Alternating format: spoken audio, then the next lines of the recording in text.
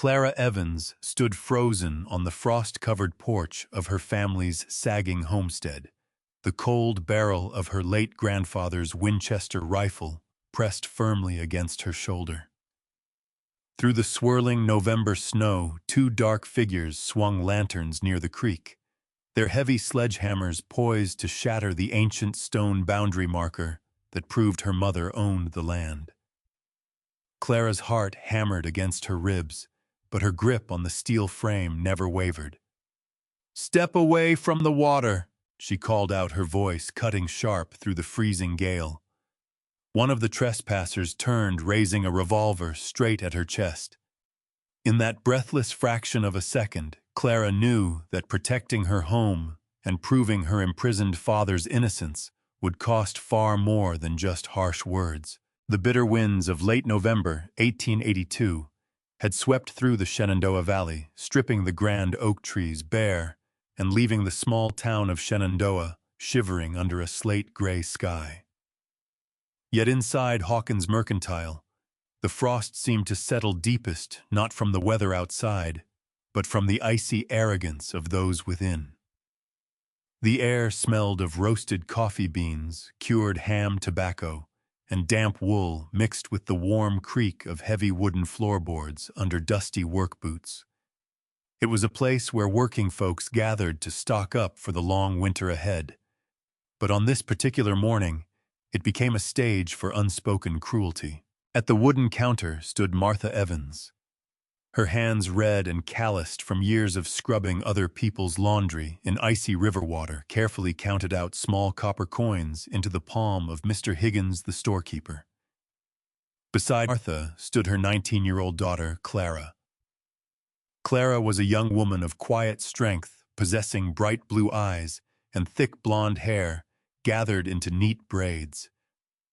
Clara worked day and night alongside her mother, saving every spare penny to hire an appellate lawyer for her father, Tristan Evans, who had been framed 3 years ago by local elites for a bank robbery he never committed. By every measure of dignity, Clara carried herself like royalty, keeping her spine perfectly straight despite the humiliation she wore on her back. Clara's dress was an oversized faded gray wool garment. It had belonged to a neighbor's daughter years ago, taken up and let down so many times that a jagged, darker line of gray traced her ankles like a faint scar. The sleeves were thin at the elbows, and the collar was pinned shut with a mismatched iron button. It was an outfit born of necessity, patched together by a family whose breadwinner sat behind iron bars in the state penitentiary, while Martha waited for their small sack of oats and tin of lard. Clara's gaze drifted toward the fabric display near the window.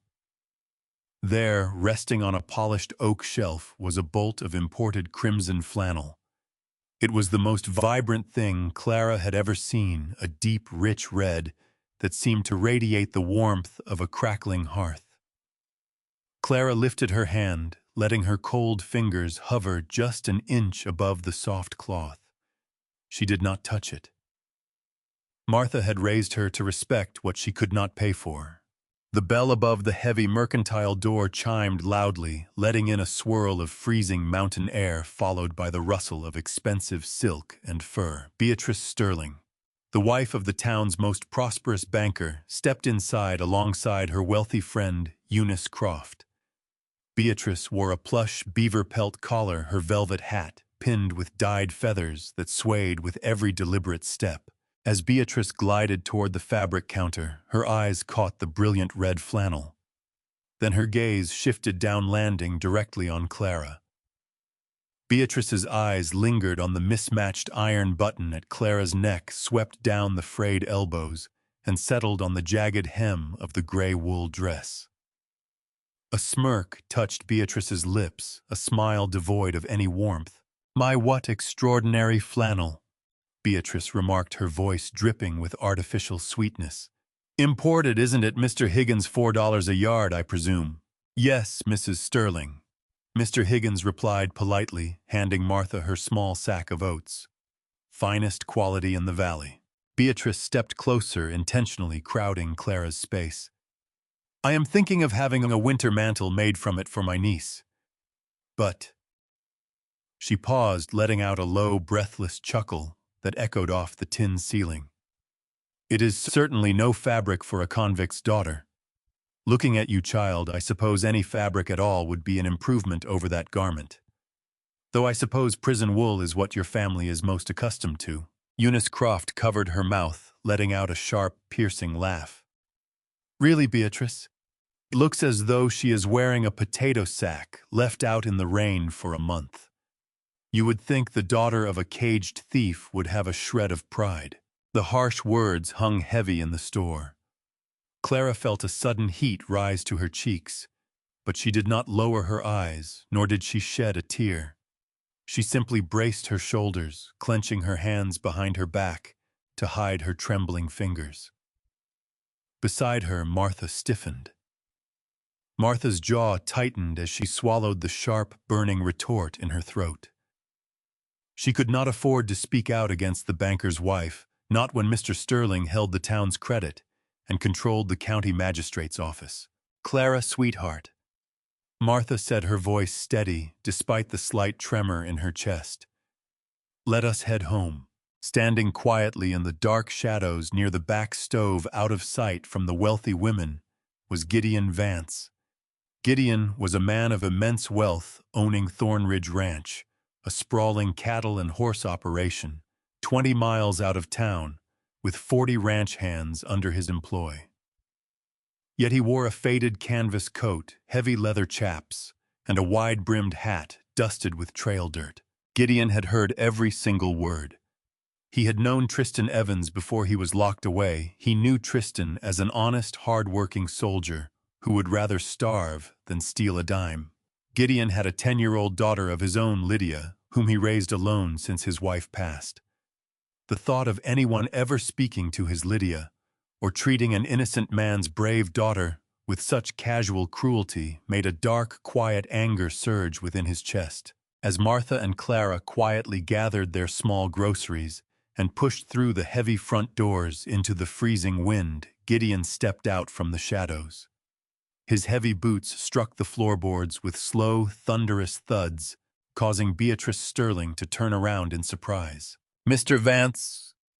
Beatrice gasped, instantly smoothing her silk skirt and offering a practiced smile. "A bitter morning, isn't it?" Gideon did not smile. His gray eyes were flat and unreadable. He walked directly to the fabric display, pointing a thick, leather-gloved finger at the crimson flannel. "Mr. Higgins," Gideon said, his deep voice rumbling like distant thunder, "how many yards remain on that bolt?" "About 40 yards, Mr. Vance," the storekeeper answered quickly. "I'll take all of it," Gideon said flatly. Beatrice blinked in utter disbelief. "All of it? But Mr. Vance, I was just about to purchase 5 yards for my niece." Gideon turned his head slowly, looking Beatrice straight in the eyes, with a gaze that froze the air between them. "You were going to buy it, Mrs. Sterling," Gideon said softly, his tone carrying the weight of an iron hammer. "But you were far too busy mocking a convict's daughter to open your purse." He pulled a thick stack of bills from his coat, dropped the cash onto the counter, and instructed Mr. Higgins to load the entire bolt into his wagon. Without another word, Gideon turned and walked out into the cold, leaving the mercantile in absolute stunned silence. As he climbed into his wagon, he looked down the snow-dusted street, watching the faint figures of Martha and Clara walking away. He knew where they lived, he knew the truth about Tristan's imprisonment, and more importantly, he knew what banker Burl Sterling was quietly plotting against their land. The storm was coming, but Gideon Vance was already planning his next move. The snow on Main Street had begun to pack tight under the iron-rimmed wheels of passing farm wagons, turning the dirt road into a slick, treacherous mirror. Gideon Vance untied his team of horses from the hitching post outside the mercantile, his jaw set in a hard line. He did not immediately ride after Martha and Clara Evans. Gideon was a man who moved with deliberate purpose, a rancher whose fortune had been built on patience and foresight, rather than impulse. He tossed the 40-yard bolt of heavy red flannel into the back of his spring wagon, covered it with a canvas tarp to protect it from the falling flakes, and turned his boots toward the red brick building at the end of the block, the Shenandoah Valley Bank. Inside the bank was suffocatingly warm, smelling of polished mahogany, brass polish, and expensive pipe tobacco. Behind the grand center desk sat Burl Sterling, adjusting his gold-rimmed spectacles over a mountain of paper ledgers. Sterling was a soft man who had grown wealthy off the hard misfortunes of others, preferring interest rates and legal loopholes to honest labor. He looked up, his rehearsed, polite smile spreading across his pale face as he recognized the most powerful rancher in the county. "Mr. Vance," Sterling said, rising quickly from his leather chair and extending a hand. "A cold morning to be out on the trail. I have the winter grazing contract prepared right here on my desk, ready for your signature." Gideon did not take the offered hand. He remained standing, his large frame towering over the mahogany desk, letting the cold air from his canvas coat fill the polished room. "I'm not here about my grazing lease, Burl," Gideon said, his deep voice carrying easily across the quiet lobby. "I want to see the Evans ledger and the original robbery transfer files from 3 years ago." Sterling's practiced smile faltered slightly. He cleared his throat, adjusting his crisp linen collar. "The Evans account, I am afraid bank policy strictly forbids sharing private client accounts with outside parties, Mr. Vance. And the robbery files belong to the county court archives. Show me the book, Burl," Gideon repeated softly. He did not raise his voice, but the sudden stillness in his posture made the banker's hand tremble. Gideon was a man who controlled half the livestock shipping lines in the state. Policy was a shield small men used when they were afraid of being seen. Sensing the shift in the room, Sterling swallowed hard, opened a locked bottom drawer, and pulled out a heavy leather-bound ledger. He flipped through the yellowed pages and slid the book across the desk. Gideon leaned over, tracing a thick, calloused finger down the columns of dark ink. The original loan taken out by Martha's husband before his arrest had been for $200, meant to repair the storm-damaged roof of their barn and buy seed corn. Yet the balance at the bottom of the page read $448.60. Gideon's eyes narrowed as he spotted the inflated entries. Every time Martha had been short by $2 or $3 on her monthly payment money, 19-year-old Clara earned by scrubbing clothes until her knuckles bled, Sterling had tacked on a $20 late penalty. "Standard practice for delinquent accounts," Sterling stammered, watching Gideon's face closely. "The bank must protect its investments, Mr. Vance. With Tristan Evans in prison, a household run by women cannot sustain its debt. Foreclosure is the only legal remedy. The county intends to reclaim the parcel." Gideon closed the heavy ledger with a dull, echoing thud that made the inkwells rattle. He understood the sinister game now. This was never about a bank robbery or a widow failing to pay for seed. 3 years ago, Sterling had orchestrated a fake robbery and framed Tristan Evans to get him locked away in the state penitentiary. Why? Because the Evans homestead sat squarely over the mouth of the Valley Creek, the only reliable freshwater source for miles. With the new Trans-State Railroad pushing its iron rails through the Shenandoah Valley, whoever owned that creek held the key to the entire line. Burl Sterling had put an innocent man in prison and was now trying to starve his wife and daughter off their land so he could sell that water to the railroad for 10 times its worth. Reaching into his coat, Gideon pulled out a thick roll of greenbacks. He counted out $450 in crisp bills and dropped them onto the leather ledger. "The mortgage note is settled in full," Gideon said smoothly. "Write the official release." Sterling stared at the money as if it were a pile of hot embers. "Mr. Vance, this is highly irregular. You cannot simply pay off a convict's mortgage without their..." "Write the paper, Burl." Gideon cut him off, his gray eyes turning as cold as the mountain ice outside. And listen to me carefully. If I ever catch you adding fraudulent penalties to a working family's account, again, I will pull every single dollar of the Thornridge Ranch accounts out of your vault by noon. Then I will tell every cattleman from here to Richmond to do the same. Sterling's face turned the color of ash. With a shaking hand, he dipped his quill, wrote out the official release of mortgage, pressed the red wax seal onto the bottom, and handed it across the desk. Gideon folded the parchment, placed it safely in his breast pocket, and walked out into the crisp winter air. An hour later, Gideon's wagon rolled to a stop outside the modest Evans homestead 2 miles north of town. The small wooden house stood proudly against a backdrop of dark evergreen pines. The paint was peeling, and the front porch sagged on one side, but the yard was swept clean of debris, and firewood was stacked in neat straight rows against the wall. Gideon climbed down from the seat, accompanied by his 10-year-old daughter Lydia, who was wrapped in a thick wool coat. Together they lifted the heavy bolt of red flannel from the back of the wagon. Hearing the crunch of heavy boots on the snow, Martha Evans opened the front door, pulling a thin shawl tight across her shoulders. Clara stepped up behind her mother, her bright blue eyes wide with surprise, as she recognized the massive roll of crimson fabric in the rancher's arms. "Mr. Vance," Martha said, her voice guarded her spine, instantly stiffening as she prepared herself to defend her pride.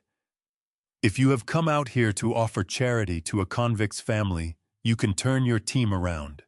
We pay our own way and fight our own battles." Gideon stopped at the foot of the porch steps, removing his wide-brimmed hat despite the freezing wind. "I am not a man who gives charity." "Mrs. Evans," Gideon replied calmly, "I am a man who makes investments. I bought 40 yards of flannel this morning to keep it out of Beatrice Sterling's hands. But my ranch hands refuse to wear red, and my daughter says it clashes with her boots." Little Lydia nodded earnestly beside her father. "It really does, ma'am." Gideon looked back at Martha and Clara, his expression entirely serious. "I need 40 heavy winter shirts made for my crew before the real blizzards hit the valley. I know you and your daughter are the finest seamstresses in this county.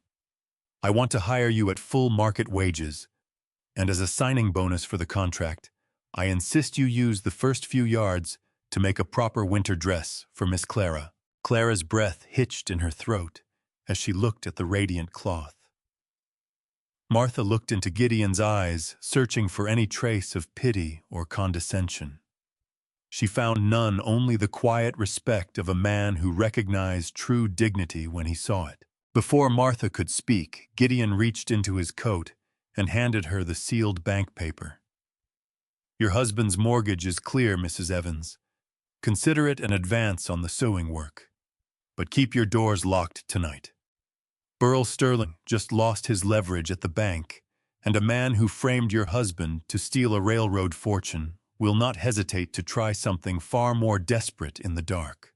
The howl of the night wind down the chimney filled the cozy kitchen, but the atmosphere inside the Evans homestead had transformed entirely. The small cast-iron stove radiated a deep, comforting warmth, casting long, golden shadows across the wooden walls. On the large oak table lay the bolt of crimson flannel glowing like a living flame beneath the soft yellow light of the oil lamp. Martha Evans sat near the hearth, her heavy iron shears cutting through the thick woolen fabric.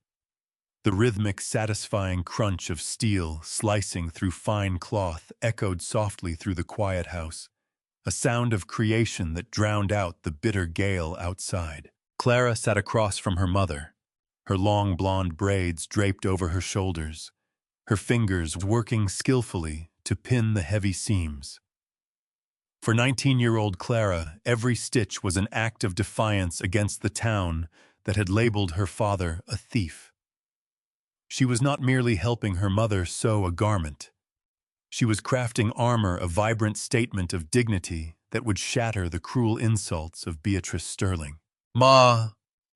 Clara whispered, her voice barely rising above the crackle of the fire as she smoothed a length of the vibrant red wool across her lap. Do you truly think Mr. Vance believes Pa is innocent? Martha paused, her shears resting against the cloth. She looked at her daughter, taking in Clara's steady blue eyes and graceful posture. Gideon Vance served with your father years ago, Clara. He knows Tristan Evans is a man of honor. People can laugh at your threadbare clothes, child, and they can whisper lies about your father behind closed doors. But dignity, is what keeps your spine straight when the world tries to crush you. We will bring your father home. Clara nodded slowly, absorbing her mother's words with fierce determination. She reached into her mother's wooden sewing box and pulled out a small remnant of black velvet saved from an old mantle her grandmother had owned decades ago. With careful, deliberate stitches, Clara began lining the cuffs and the high collar of the crimson dress, with the soft black velvet adding an air of quiet elegance that no money at the mercantile could buy. They worked side by side in harmonious silence as the hours slipped away. By 3 o'clock in the morning, the dress was finished. Martha held it up by the shoulders, her eyes glistening with unshed tears. The high-tailored collar, the rich velvet cuffs, and the full flowing skirt fell in flawless lines. It was a masterpiece fit for a hero's daughter. Yet, despite the beauty of the finished dress, Gideon Vance's parting warning lingered like a cold draft in the room. Martha carefully folded the crimson dress over the back of a rocking chair, then walked silently to the corner cabinet. She reached past the spare blankets and pulled out her late father-in-law's Civil War Winchester rifle. The steel barrel was cold, but Martha handled the weapon with practiced familiarity. She opened a small wooden box of cartridges, racked a heavy round into the chamber with a sharp metallic click, and sat down in the rocking chair by the front window, laying the rifle across her lap. Clara sat beside her mother, her arms folded, keeping watch in the dark. An hour passed in absolute stillness. The wind outside suddenly died down, leaving the valley wrapped in a heavy, eerie silence. Then down by the dark tree line near the creek, the farm dog let out a sharp, frantic bark. Martha was on her feet instantly. Clara moved swiftly to her side, peering through the frosted glass of the window pane. 2 miles down the snow-dusted slope near the ancient stone boundary marker that established the edge of the Evans property, 2 yellow lanterns swung in the darkness. 2 men were moving stealthily along the creek bank. One carried a heavy iron sledgehammer. The other carried a surveyor's wooden stake and a crowbar. Clara understood Burl Sterling's desperate scheme in a heartbeat. If those hired thugs smashed the old stone marker and drove a new stake 50 yards closer to the house, the creek and its vital water rights would legally fall onto county land before the railroad surveyors arrived at dawn. Burl wouldn't need to foreclose on the farm. He would simply steal the water right out from under them and destroy any remaining land deeds that proved Tristan Evans's rightful ownership. "Stay behind me, Clara," Martha commanded softly, her hand tightening on the rifle stock. "No, Ma," Clara said, her voice dropping into a tone of quiet, unshakable resolve. "We stand together, for Pa." Without hesitation, Clara reached for her heavy woolen shawl, opened the front door, and stepped out onto the freezing porch alongside her mother. The icy mountain air hit their faces like a whip, but neither woman flinched.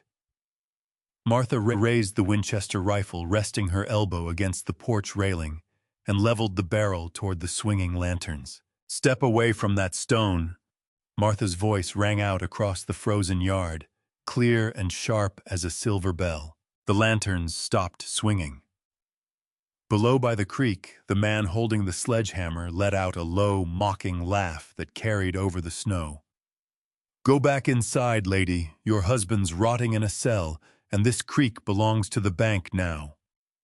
He raised the heavy iron hammer, aiming a powerful blow straight at the historical stone marker. Martha did not hesitate. She squeezed the trigger. A blinding flash of orange fire erupted from the rifle barrel, shattering the quiet night. The thunderous boom echoed off the surrounding granite ridges, rolling across the valley like a cannon shot. The bullet struck a thick pine branch directly above the man's head, sending a heavy shower of snow and ice tumbling down over his hat and shoulders. The man yelped, dropping the sledgehammer into the deep snow. "The next one goes lower!" Martha called out, her voice unwavering, as she racked another round into the chamber. The second man cursed loudly and reached into his heavy coat, pulling a dark revolver from his belt. He raised the barrel, aiming straight toward the porch. Clara's heart leaped into her throat, but before the thug could squeeze the trigger, the violent thunder of heavy hooves tore through the quiet pine forest. Out from the dark shadows of the ridge galloped 7 mounted riders, their horses kicking up clouds of white powder in the moonlight. Leading the pack on a massive black gelding was Gideon Vance. He did not slow his horse for a second, driving the stallion directly between the 2 thugs and the stone marker. Beside him, his broad-shouldered foreman Amos uncoiled a heavy leather lariat with a flick of his wrist.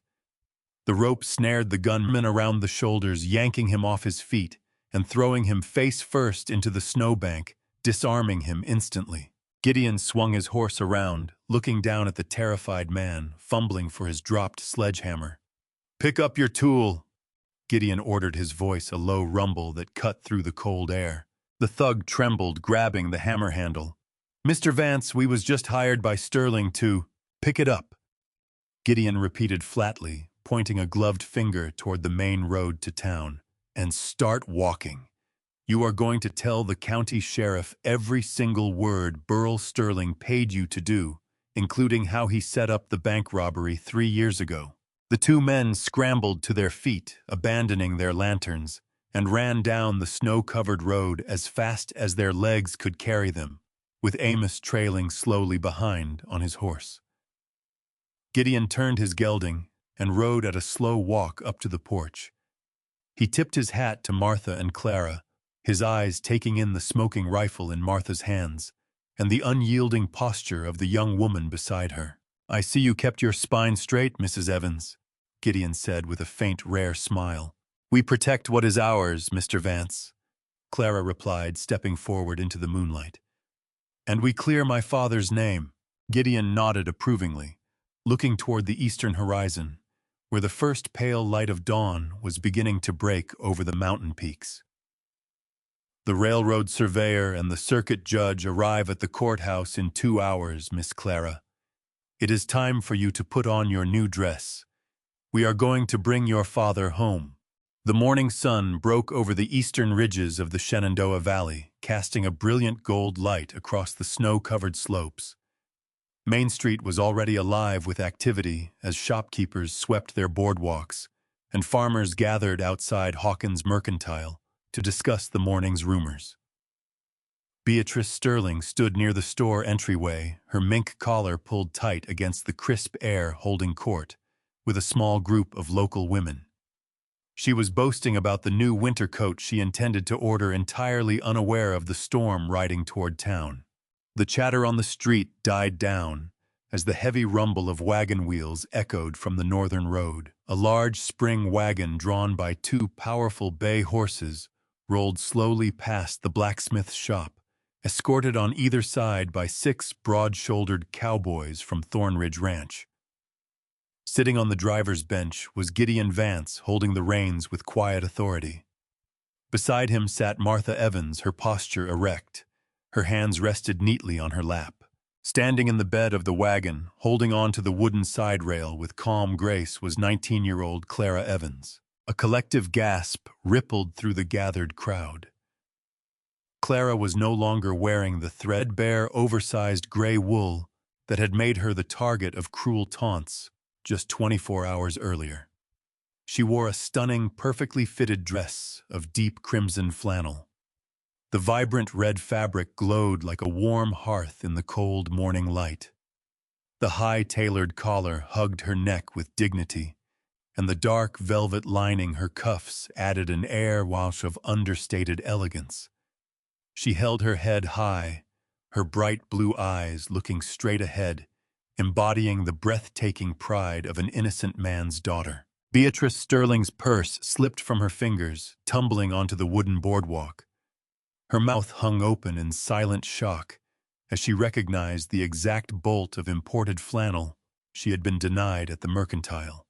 As the wagon passed, Clara turned her head slightly, met Beatrice's stunned gaze, and offered a polite, measured nod, a gesture of pure, unshakable dignity that left the banker's wife completely speechless. Gideon pulled the horses to a halt, directly in front of the Shenandoah Valley Bank and Courthouse Plaza. He climbed down, offered his hand to Martha, and then helped Clara step gracefully onto the boardwalk. Together, flanked by the ranch hands and County Sheriff Miller, they pushed open the heavy oak doors of the bank lobby, where Burl Sterling sat behind his desk, alongside Mr. Harrison, the chief regional surveyor for the Northern Railway. "Mr. Vance," Sterling squeaked, his voice cracking slightly as he scrambled to his feet upon seeing the sheriff. "What is the meaning of this intrusion? This is a private financial institution."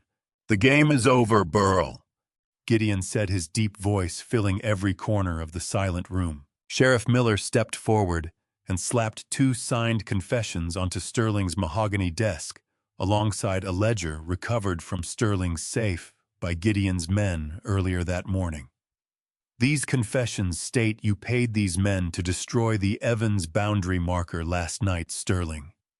And this private ledger proves you staged the bank robbery 3 years ago, hid the money in your own vault, and framed Tristan Evans so you could seize his water rights." Sterling's face turned the color of ash.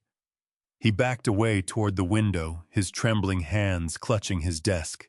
"This is an outrage. You cannot arrest me on the word of criminals. The railroad needs that water parcel. Progress will not be stopped by a convict and his family." Gideon Vance let out a low, quiet chuckle that cut through the tension in the room. He stepped forward, resting his large, calloused hands on the edge of the desk, towering over the banker. "Who do you think is paying for the steel tracks, Burl?" Gideon asked softly. Sterling blinked, his arrogant expression freezing. "What? The Northern Railway line." Gideon explained, his tone laced with cold irony. "The timber comes from Oregon, the steel comes from Pennsylvania, and 60% of the capital comes from Thorn Ridge Ranch. I am the primary shareholder of the line, Sterling." The room went entirely silent. Burl Sterling collapsed back into his leather chair as if he had been struck.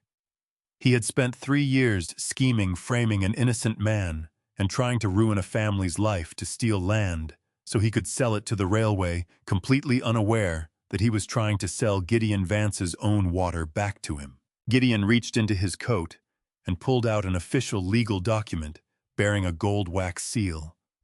He turned his back on the ruined banker and presented the paper to Martha Evans. "Mrs. Evans," Gideon said loudly enough for everyone in the lobby to hear, "this is a 10-year water lease agreement from the Northern Railway.